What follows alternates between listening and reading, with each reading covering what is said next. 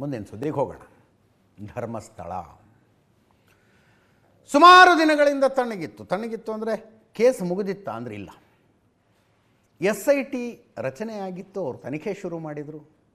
ಕೋರ್ಟ್ನವ್ರು ಎಲ್ಲಿ ತನಕ ಮಾಡಿದ್ರಪ್ಪ ತನಿಖೆ ಏನಾಯಿತು ಅಂತ ಕೇಳಿದ್ದಕ್ಕೆ ಒಂದು ಇಂಟ್ರಿಮ್ ರಿಪೋರ್ಟ್ ಕೋರ್ಟಿಗೆ ಕೊಟ್ಟಿದ್ರು ಅವರು. ಅದಾದಮೇಲೆ ಫೈನಲ್ ರಿಪೋರ್ಟ್ ಆಗಬೇಕಲ್ಲ, ಇಟ್ಕೊಂಡು ಕೂತ್ಬಿಟ್ರು ಹಾಗೆ.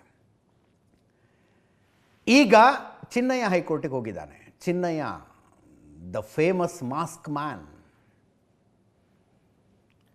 ಕರ್ನಾಟಕ ಒಂದೇ ಅಲ್ರಿ, ಭಾರತದ ಎಲ್ಲ ರಾಜ್ಯಗಳು ಮತ್ತು ಪ್ರಪಂಚದ ಬೇರೆ ಬೇರೆ ದೇಶಗಳ ಮಾಧ್ಯಮಗಳಲ್ಲಿಯೂ ಸುದ್ದಿಯಾದಂಥ ವ್ಯಕ್ತಿ ಚಿನ್ನಯ್ಯ.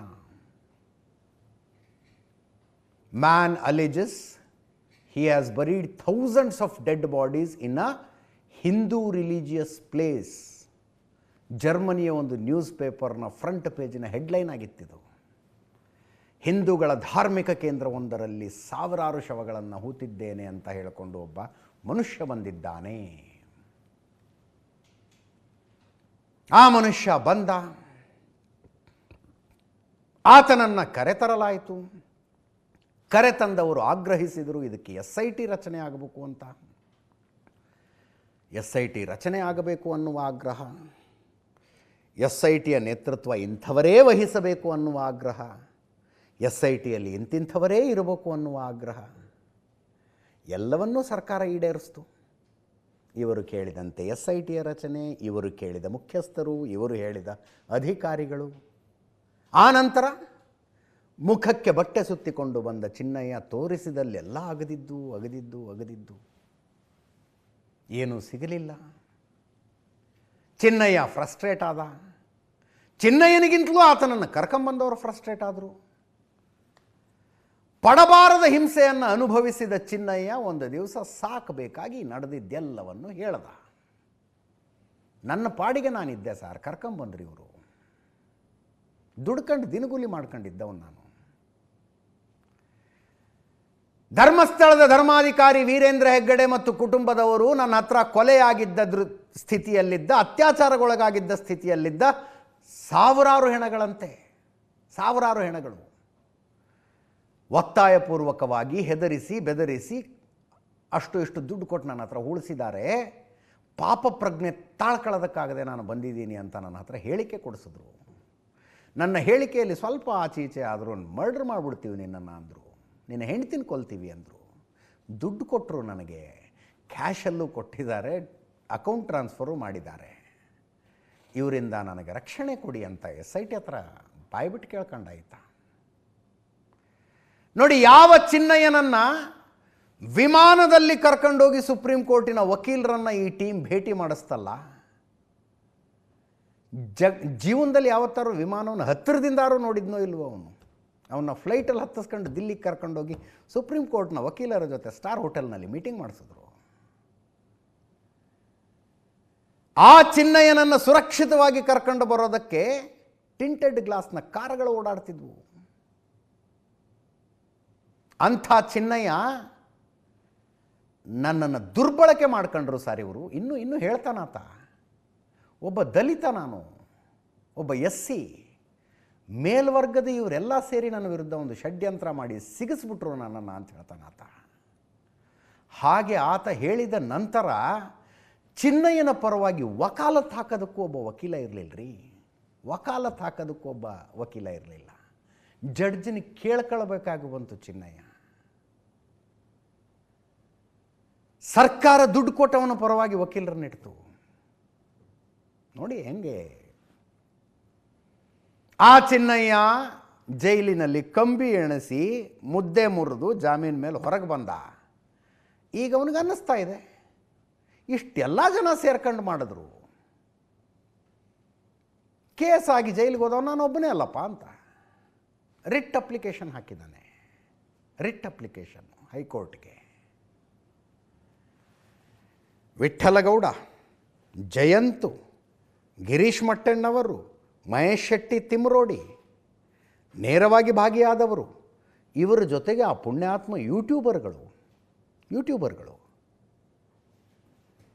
ಯಾರೂ ಒಂದು ದಿವಸ ಜೈಲು ಕಾಣಲಿಲ್ಲ.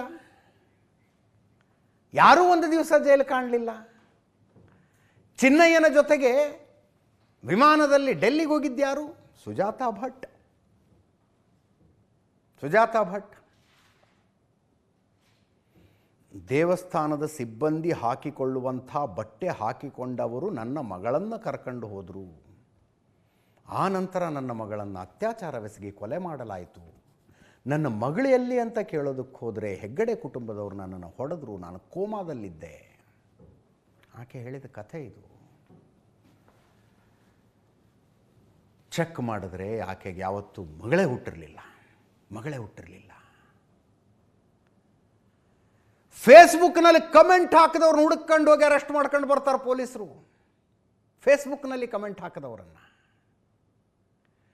ಲಕ್ಷಾಂತರ ಜನ ಭಯ ಭಕ್ತಿಯಿಂದ ನಡೆದುಕೊಳ್ಳುವ ಒಂದು ದೇವಸ್ಥಾನದಲ್ಲಿ ನನ್ನ ಮಗಳ ನಾಪತ್ತೆ ಆದಲು, ಆಕೆಯನ್ನು ಅತ್ಯಾಚಾರ ಮಾಡಿ ಕೊಲೆ ಮಾಡಲಾಯಿತು ಅನ್ನುವ ಕಟ್ಟು ಕಥೆಯನ್ನು ಹೇಳಿ ಇಡೀ ರಾಜ್ಯವನ್ನು ನಂಬಿಸಿದವ್ರ ಮೇಲೆ ಏನೂ ಕ್ರಮ ಇಲ್ವಾ? ಅಟ್ಲೀಸ್ಟ್ ಫೇಸ್ಬುಕ್ ಮೇಲೆ ಕಮೆಂಟ್ ಹಾಕಿದವ್ರ ಮೇಲೆ ತಗೊಳ್ಳೋ ಕ್ರಮ ರೀ. ಈಕೆ ಹೇಳಿದ ಕಥೆಯನ್ನು AI ವಿಡಿಯೋ ಸೃಷ್ಟಿ ಮಾಡಿ ಕೊಡೆ ಇಳಿಸ್ಕೊಂಡು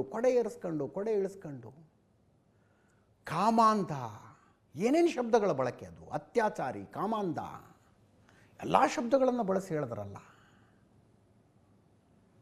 ಒಂದು ರಾತ್ರಿ ಜೈಲಿನಲ್ಲಿ ಇರೋದಿಲ್ವ ಅವರು? ಅಭಿವ್ಯಕ್ತಿ ಸ್ವಾತಂತ್ರ್ಯ ಇಲ್ಲ ಈ ದೇಶದಲ್ಲಿ ಅನ್ನೋರು ಯಾರು ಇದ್ರೆ ತಗೊಂಬನ್ನಿ ಲಿಕ್ಕ, ನಾನು ಮುಂದೆ ತೋರಿಸ್ತೀನಿ ಹೆಂಗಿರುತ್ತೆ ಅಭಿವ್ಯಕ್ತಿ ಸ್ವಾತಂತ್ರ್ಯ ಅಂತ. ಇದಕ್ಕಿಂತ ಬೇಕೇನ್ರಿ?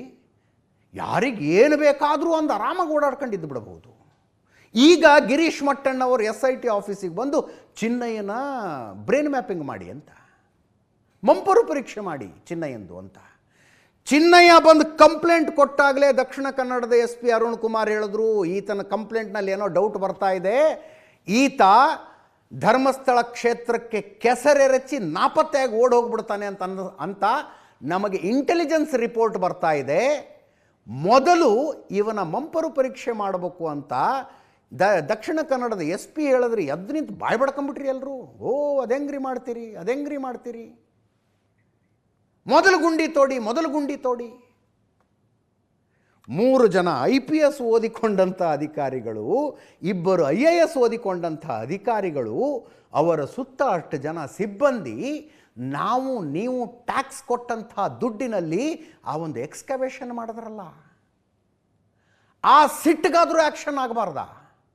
ಆ ಸಿಟ್ಟಿಗಾದರೂ ಅರೆ ಸ್ಟೇಟ್ ಮಷಿನರಿಯನ್ನು ಹಗಲೇ ದುರುಪಯೋಗ ಪಡಿಸ್ಕೊಂಡ್ರು.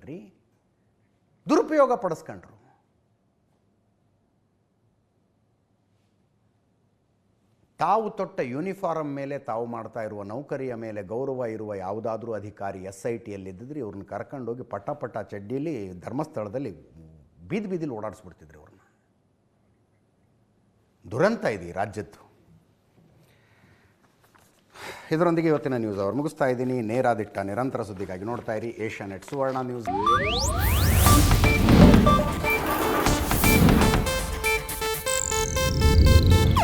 ಇದು ಏಷ್ಯಾನೆಟ್ ನ್ಯೂಸ್ ನೆಟ್ವರ್ಕ್ ಪ್ರಸ್ತುತಿ.